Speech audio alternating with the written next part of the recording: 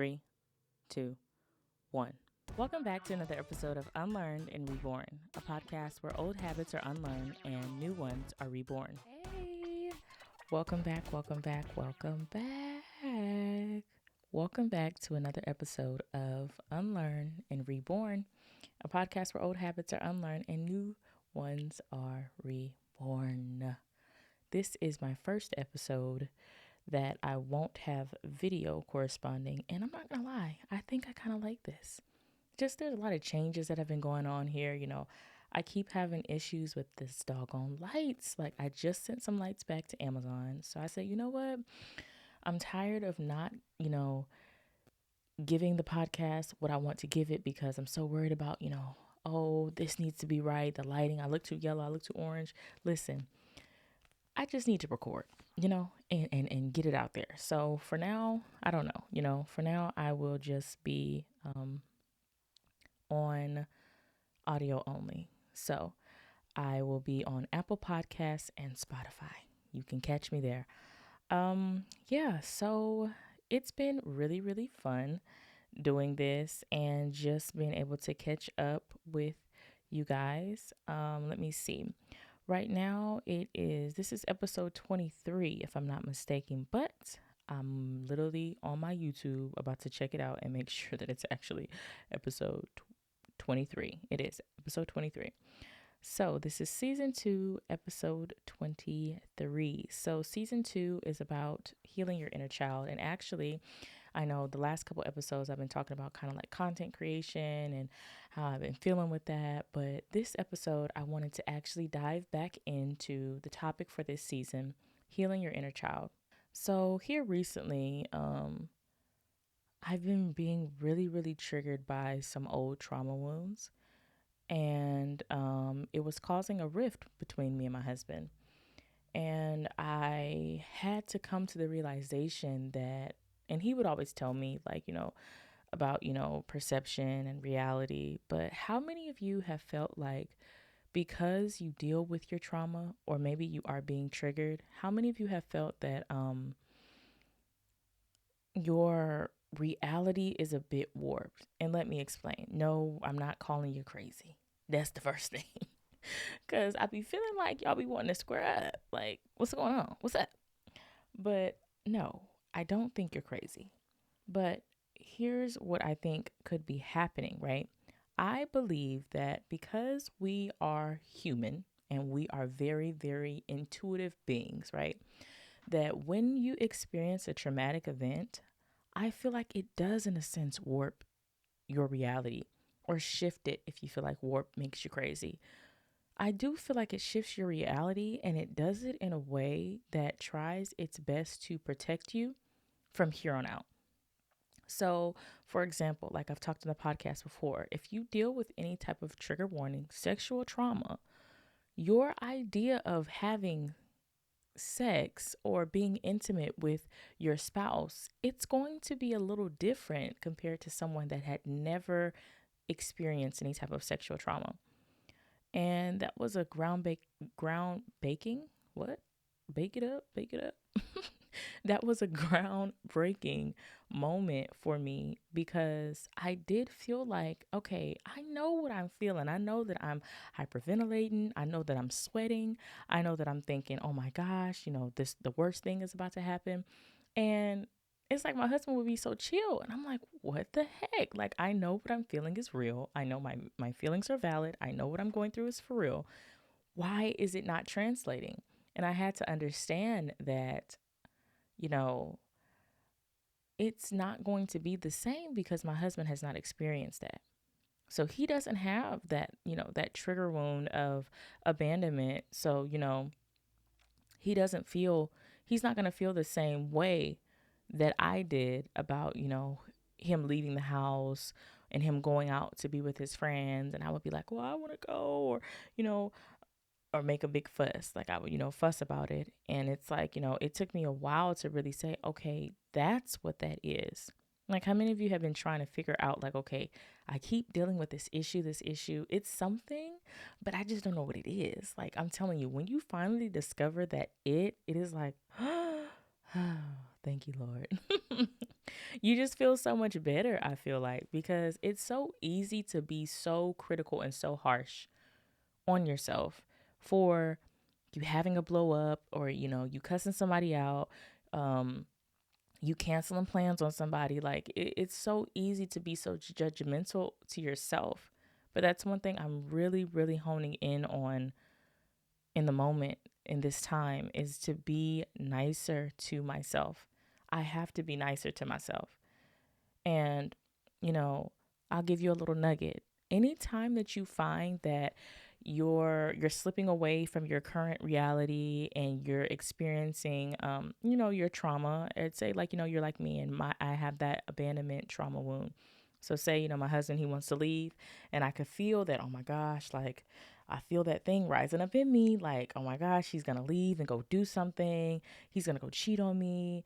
He's not going to come back, all of those things. It's like one thing I've been doing for like the past 2 days, and it's really been helpful. Like, oh my goodness.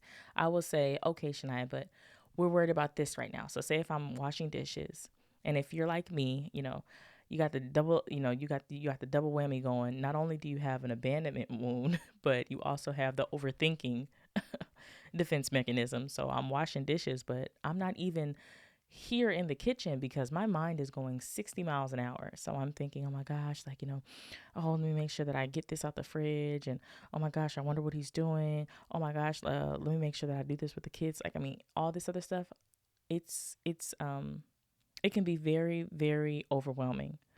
So what I would do is tell myself, okay, Shania, but you're here washing dishes right now. Okay, but you're in the kitchen right now. Like the water's warm and you're washing dishes. And that little thing, and I've learned it a lot of times in this dialectic behavioral therapy group that I'm in, where they teach skills on how to be mindful and things like that. And it's like, how you know that you're learning something, but when it's time to put it into practice, you don't do it. But I realized, like, man, that is what they're teaching us in this group, is to ground yourself. I think a lot of us, if we could master grounding ourselves, we wouldn't have so many blow ups, emotional blow ups, emotional burnouts, diarrhea of the mouth, those type of things. We wouldn't have so many of those because we would genuinely be able to say, okay, I'm anxious right now. That's another thing that I'm learning in this therapy group that I'm in. They say you have to name it to tame it. And they mean naming the emotion in order to tame the emotion. I know a lot of us may have grown up in homes where showing emotion was wrong. Showing that you were hurt was weak. And it's very hard to outgrow as an adult because life is going to happen. And people are not, that's as harsh as it might sound, people are never going to stop letting you down. I'm sorry. They're not. They won't stop letting you down. They will always disappoint you. And I know that's not, politically correct. But what I'm saying is, I'm not saying that, okay, let me backtrack. Because I'm not saying that you should just be expecting someone. You don't want to do the self-sabotage version of it where you're like, okay, I'm going to, everybody just lets me down. Everybody, it's always been like this. No, that's not what I'm saying. I'm saying more so of, give people that space to be human, because someone, regardless of the fact, will not be up to par with where you want them to be, if that makes sense. Or, the saying where they would say, no matter what you do, somebody's always going to be mad. So you might as well do what you love. Or somebody's always going to talk, about you. So you might as well, give them something to talk about, that kind of thing. I feel like that's the same. I feel like that's the same with making mistakes, that, a person can be that thing for you, right? But just putting them on that pedestal, when you're dealing with your trauma, you have to ask yourself, why is this thing hurting you so when this person, disappoints you, or when they, make a mistake? And a lot of the times I found for myself, it's because I put this person on a pedestal, and I didn't mean to. I wasn't trying to, but I did. And just that alone, in a way you set yourself up to be hurt because you're saying that this person is above making mistakes. You're saying that this person is blemish free, they're flaw free, they're perfect, and they are just the epitome of, whatever for you. And when you give somebody too much power over you in that sense, even your spouse, even your parents, even your best friend, your children, when you give someone too much power like that, yes, disappointment is soon to come. Even as a parent, our children, they will disappoint us. I know my boys will disappoint me. They will do something that I told them 60 times not to do. And then they go do it. And now they're hurt. Now they're crying. Now they're sad. And it's like, well, I'm not the parent that's going to be like, I told you so. It's just like, I saw this coming and I wanted you to avoid it. And, maybe that's why we do experience such heartache, as we go through our life, because we haven't experienced true forgiveness and understanding that forgiveness means letting it go. And that's hard to do.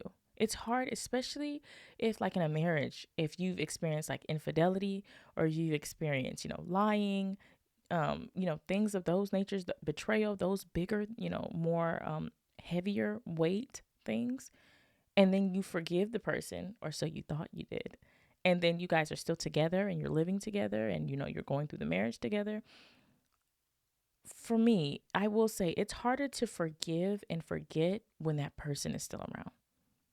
It is. Because there's been things in my own marriage that I've had to forgive for. And I'm like, man, this is very challenging. And experiencing a trauma wound while you're in a marriage, that thing can be real, real ugly. Or even in a relationship, it's like, because that person, you don't mean to, dump and lash out on that person. But if you are not at a place where you can say, okay, like I said earlier, name entertainment, and say, okay, I'm very anxious right now. I'm experiencing abandonment. I feel abandoned and I want to isolate, all of that comes with being self-aware.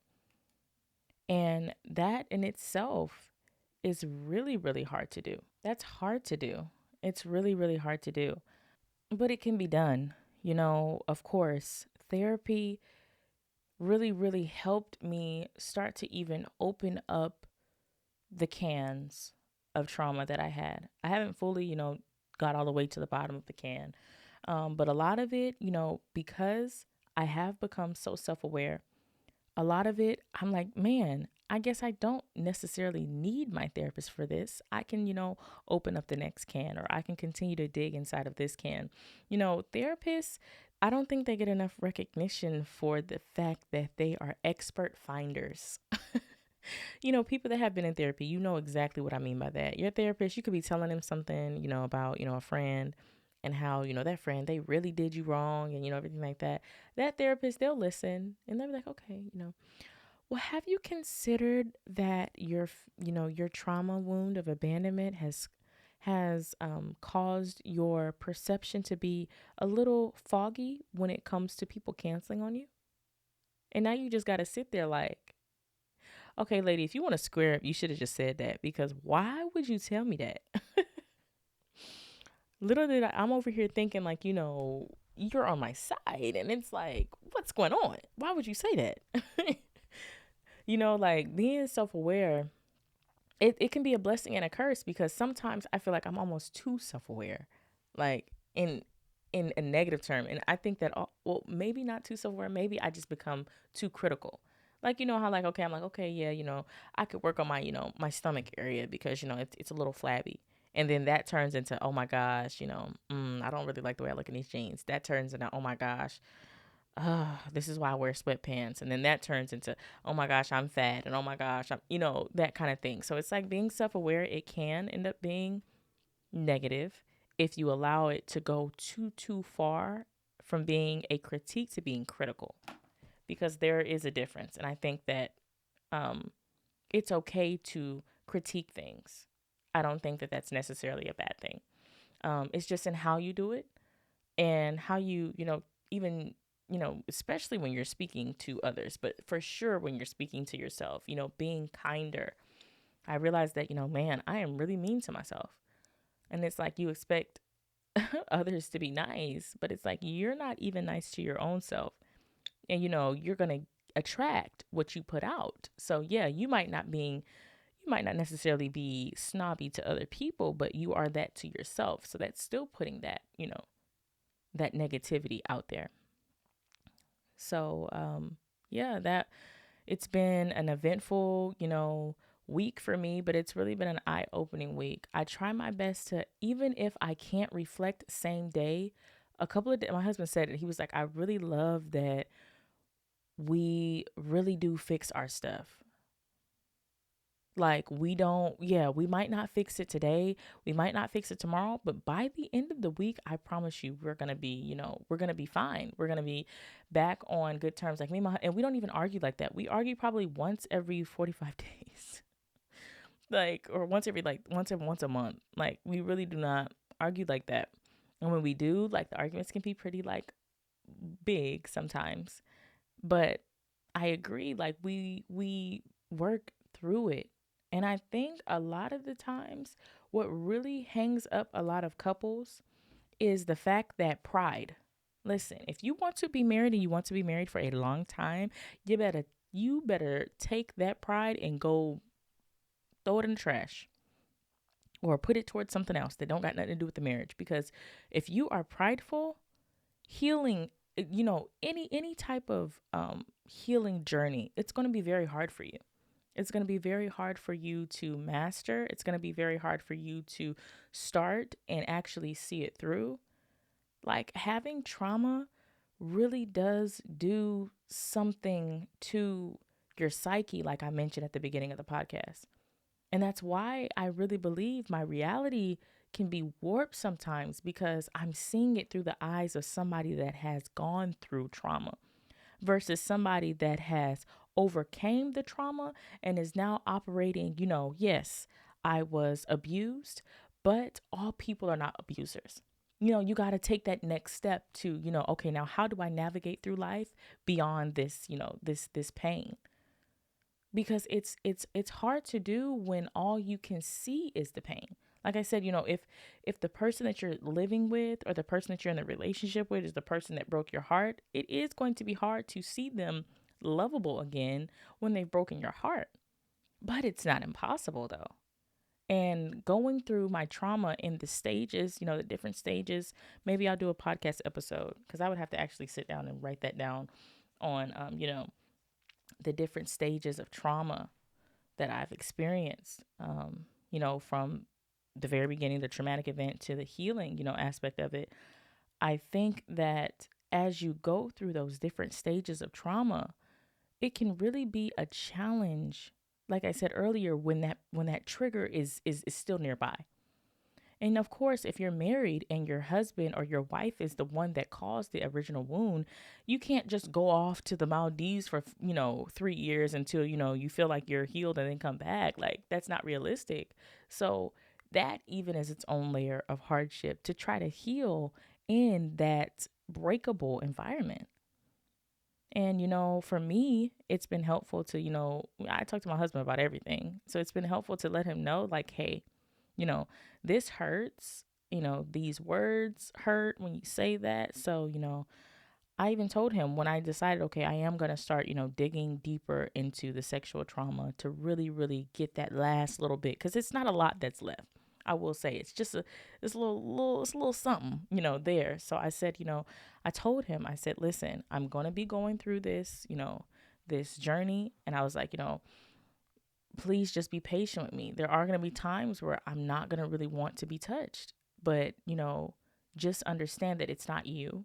And I will be vocal and I will let you know that, hey, today is just not a good day.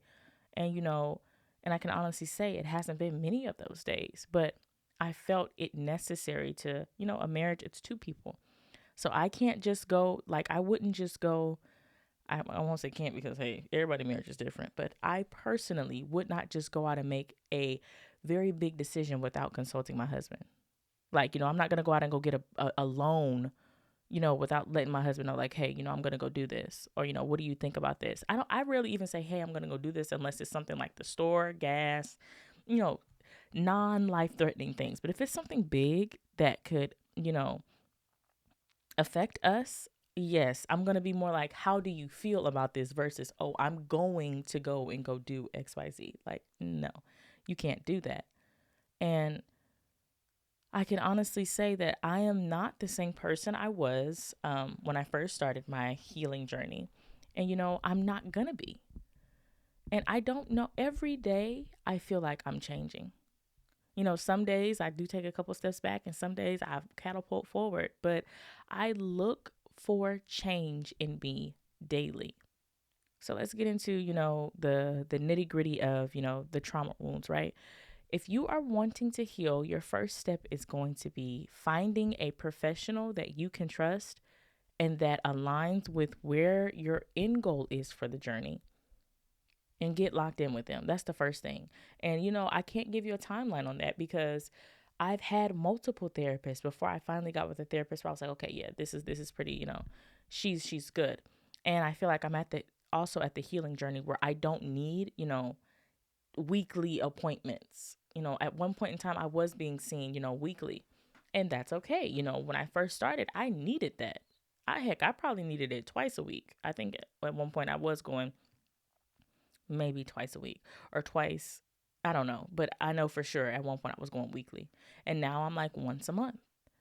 And, I do plan to stop therapy, and just do it on a maybe twice a year basis, just to kind of, like see, where I am, but I'm not necessarily ready for that yet. So once a month, I probably would finish this year out with once a month.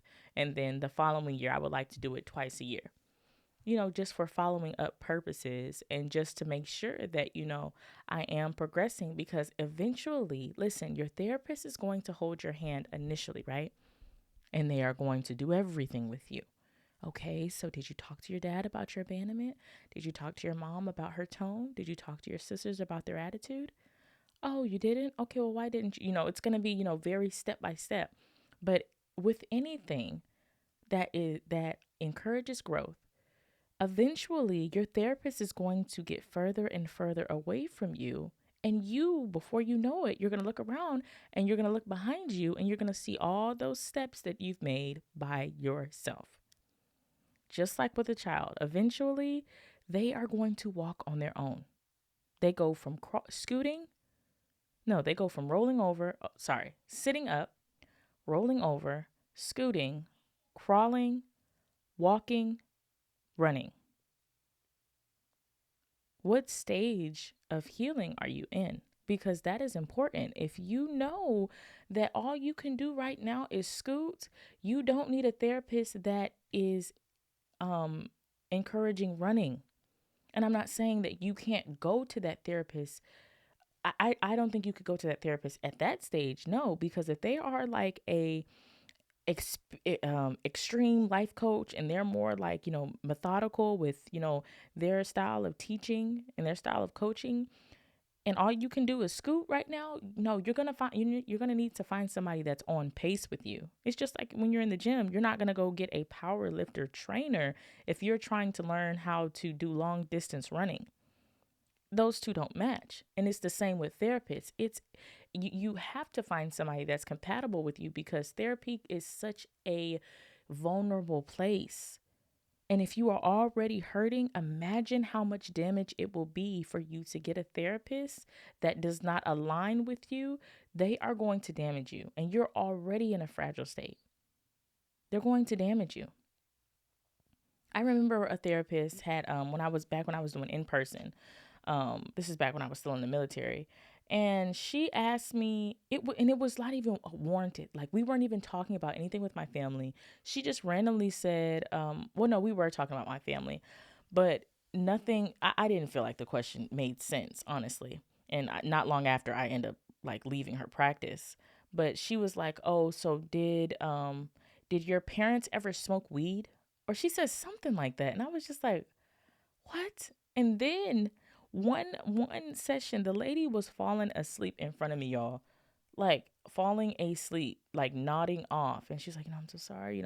I'm very tired today because she had a lot of things going on with her family, and I was like, understanding. I also felt like as a therapist, you should know about taking, breaks for yourself. So why did you even allow me to come in today, if you were not, ready for our session? And like I said, I was not judging her. I was more so like, professionally, if I have to pay for this, I should be able to get you at your best. Just like I'm bringing myself, you should also bring yourself. So, I've had, um, a lot of different experiences with therapists. That's why when people ask me, I'm like, I am an advocate for therapy. I will forever be an advocate for therapy. And I'm also an advocate and forever will be an advocate for finding the right therapist. So that's step one. Get a therapist that is for you, that aligns with where you are trying to go. If you are trying to be better with your attitude, then you may want to find a therapist that, because I don't know all the technical things, but maybe a therapist that specializes in emotional intelligence or something like that. There are family and marriage therapists. There are children therapists. There are just marriage therapists. There are female therapists. There's therapists for drug addiction, sexual trauma, all types of things. So there is a therapist out for you. But like I said, if you are serious about the journey, that part is going to take some really digging. But it's you're going to thank yourself and be grateful that you took the time in the beginning to find the therapist that best matches you, right? So once you find that therapist and you're like, yes, girl, we rocking, we lit. I like her. I like him. It's lit. Like him we ain't trying to have no relations with the with the therapist. So once you find that, then you want to make sure that you both have an understanding of where you want to be in the end of this. A good therapist should be asking you in like the first 3 appointments, okay, so tell me what you want to get out of this. If they are not asking you that, baby, I know you may like them, but I'm going to need you to find another therapist, because at that point, you're just going to be going to them and you're just going to be telling them about your problems. If you don't have a progressive chart, a progressive blueprint of where you want to be at 6 sections, at 8 sessions, at the end of the year, in 6 months, it's not going to work. It's not going to work. You have to have an idea of what you are trying to accomplish in that time. And they should be asking you that. Step 3. So once you have the therapist, once you got the blueprint, step 3 is, I'm going to need you to only make commitments that you can commit to. And I'm still learning that. Even in my therapy group that I'm in, they ask us at the end, do your checkout, state your current emotion, what you got from group today, one thing, and then state what you commit to doing for the week. Y'all, these past 3 weeks, I said, I'm gonna do my mindfulness log. They have us do, write in this log of the times we're being mindful, how long, blah blah blah. Y'all, I hadn't completed that thing. I probably do a day here, a day there, and it opened my eyes when one of the participants in the group, he said that, my commitment is I'm going to, try to not be so critical of others or something like that. He said, I'm paraphrasing. And, he, that was it. So then the provider had said, oh, well, are you committing to your homework? And he repeated, I'm committing to not being so self-critical, or whatever it is that he said. And I was like, wow, that was a mind-blowing thing, because I said, here I am. I got into the flow of making these commitments that I knew I was not going to keep. I know it's been a challenge for me to do that log, but I kept saying, I'm going to do the homework and I'm going to do the log. But you're not. And that's another big girl step, with being honest with what you are going to do and what you're not going to do. So if you are going to be serious about therapy, there are going to be something you're going to have to first start being, that's the 4th step, that ties into the 3rd step, being very, very honest with yourself. And I told myself, I said, I think I have like 4 more weeks in the group. I said, I am not making no more commitments to that doggone mindfulness sheet, because I know I don't be doing it. So why not just be real with myself and say, I'm going to commit to the homework and only the homework. And then once I complete the homework, I know I'm going to get that gratifying, thing because I actually did what I said I was going to do. Fifth final step is patience. Being patient with yourself throughout your healing journey is the best gift that you can give yourself. Patience, kindness, love. This journey is not easy, and it will not be easy. You just get better. You just get better at telling people no. You just get better at leaving an environment that is toxic for you.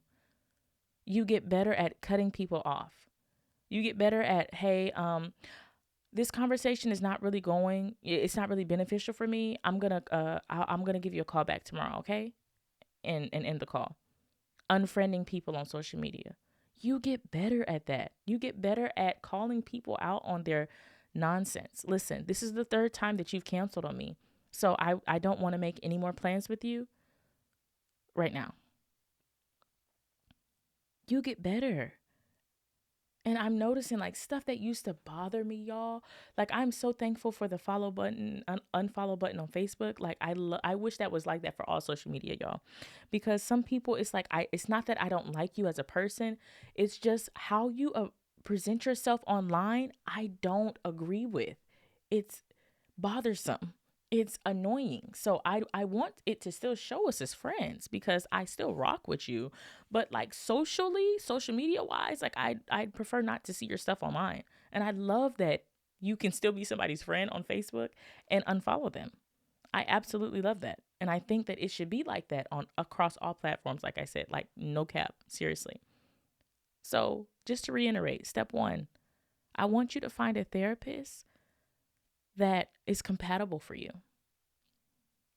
So these are going to be the steps for starting your healing journey. You're dealing with trauma wounds. I got 5 steps for you that will really, really be helpful. So step 1, I want you to find a therapist that is compatible with you, that is going to be able to deliver on what you need. Step 2, once you find that therapist, I want you to make sure that in the very early stages, like I said, if y'all have not talked about this in the first 3 appointments, you need to find another therapist because their methods might not really be beneficial for you. But 2, getting a progressive blueprint, a progression blueprint. What is it that, if that therapist, they with your insurance, they do 6 sessions or that 6 sessions are covered by your insurance or whatever the case may be, you need to know in those 6 sessions, what is the game plan? What are the topics that we are discussing and like what at the end of those 6 sessions, where are you supposed to be on that chart? Where?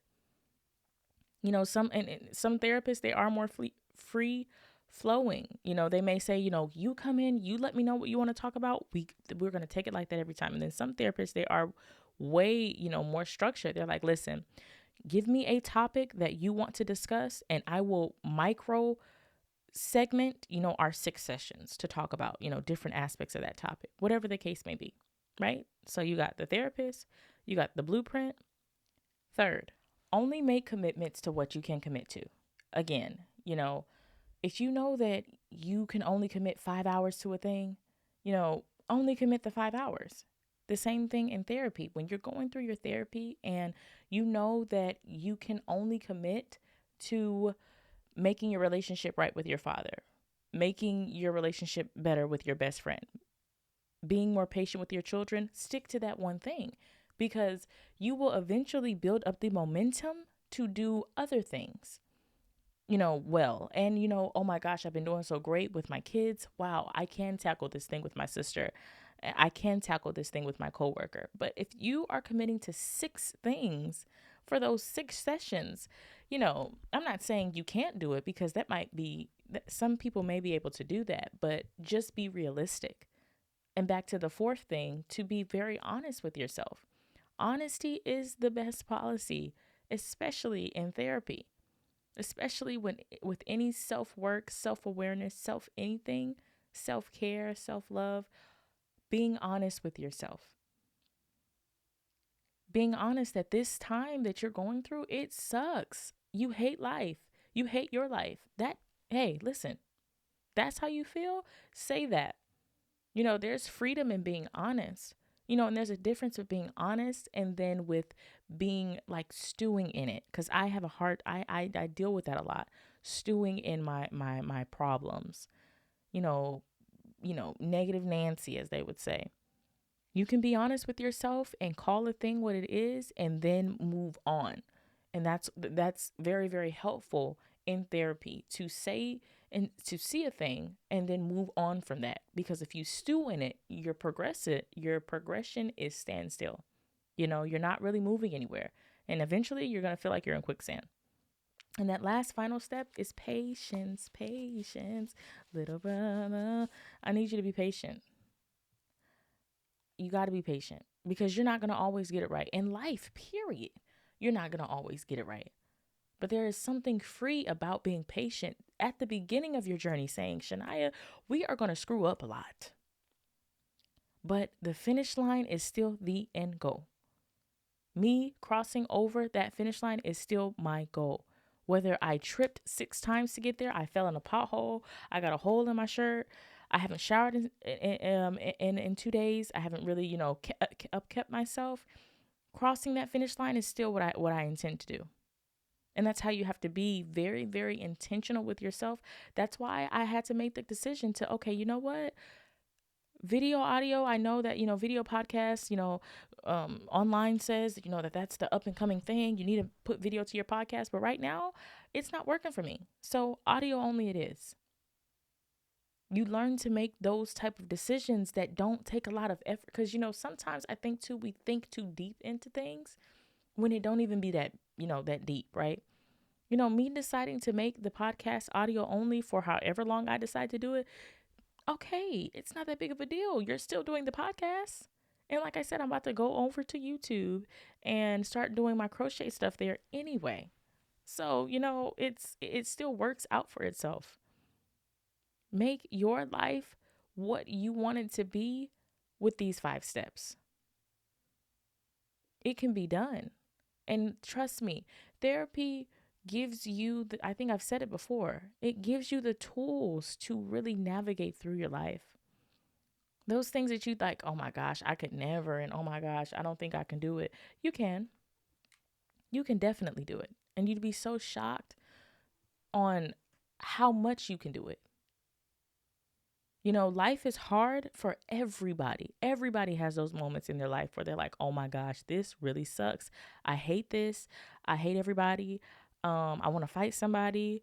I just want to sit in my room alone and cry. I want to drive off somewhere and not come back. I don't want to be a mom anymore. I don't want to be a spouse anymore. I don't want all of those things. But what I've learned is that honoring myself through therapy, by making sure I'm taking care of myself, that is a huge reward. That's huge. Because if you're like, if you go through the people pleasing stages or phases that I do and sometimes still deal with, thank you, Car, for doing that while I'm trying to record. You'll find that it's hard to do things for yourself, nice things for yourself, but you can bend over backwards for everybody else. Like it's hard to do nice things for you. But this year, this season, I want you to not neglect you. I want you to make sure that at the end of the day, you eat, you shower, you do your hair, you brush your teeth, you put on some decent clothes, and you live your life.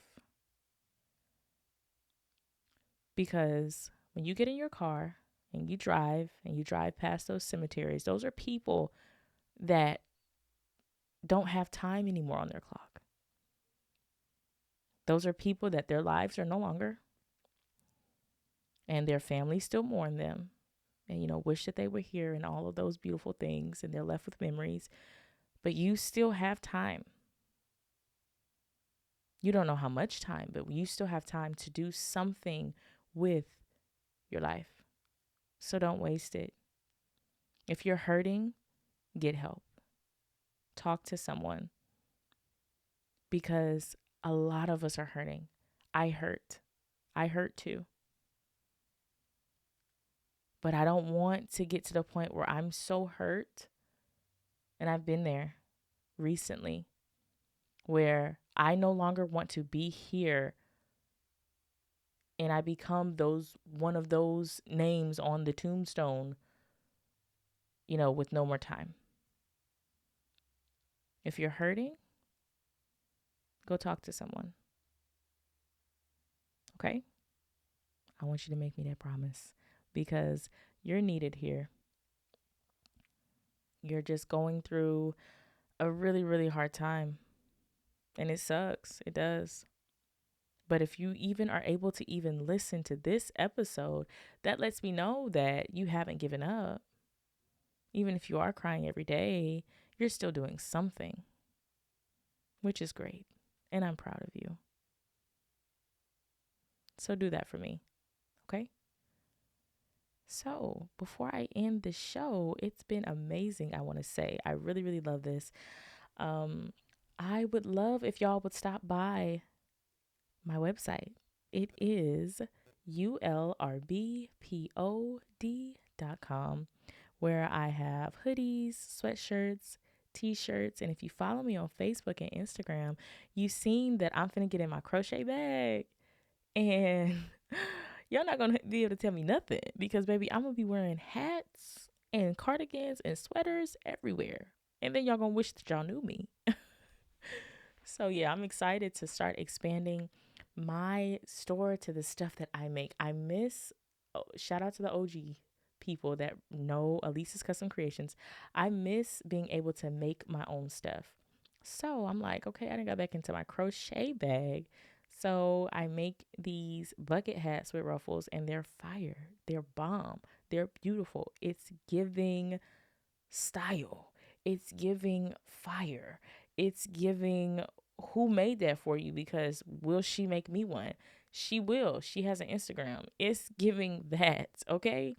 And I don't have a name for, it's definitely going to go under the podcast as far as the business goes. But I do want to name like my craft stuff something. So probably crochet with Alyse. I ain't even gonna lie to you. Like, I love basic things that when somebody has a name for a business, you know what the heck they make. That's a whole nother podcast. But maybe I'll do a podcast about eggs. I'm gonna write that down. I'm gonna do a podcast about eggs. Hold on. Do a podcast about eggs. Don't y'all love this new, like, listen, I don't know many podcasters that are as natural as me, like as free flowing as we are, really having a conversation over lunch, over drinks, over whatever, like I do. Like, I'm bragging on me because, hello, if you don't follow the pod, you need to. And you need to still follow my YouTube, because I'm finna be locked in and active there with showing y'all my crafting side of life. And I'll still maybe do some, behind the scenes podcast stuff maybe. But, I'm gonna still be on there. So I need y'all to rock with your girl, okay? Go and follow me on YouTube, Shania Alyse, SHANIA, space, cause don't play, ALYSE, you feel me? And yeah, follow me on Apple Podcasts, it is Apple Podcasts, Spotify, and the whole nine. I love y'all. Thank y'all. I'm gonna let y'all go, because clearly my neighborhood wants to drop off 60 packages today, because trucks is just going left and right. So I'm sorry about that, but yeah, I love y'all. Listen, meet me back here at the same time. Next week? Okay? Talk soon. Peace.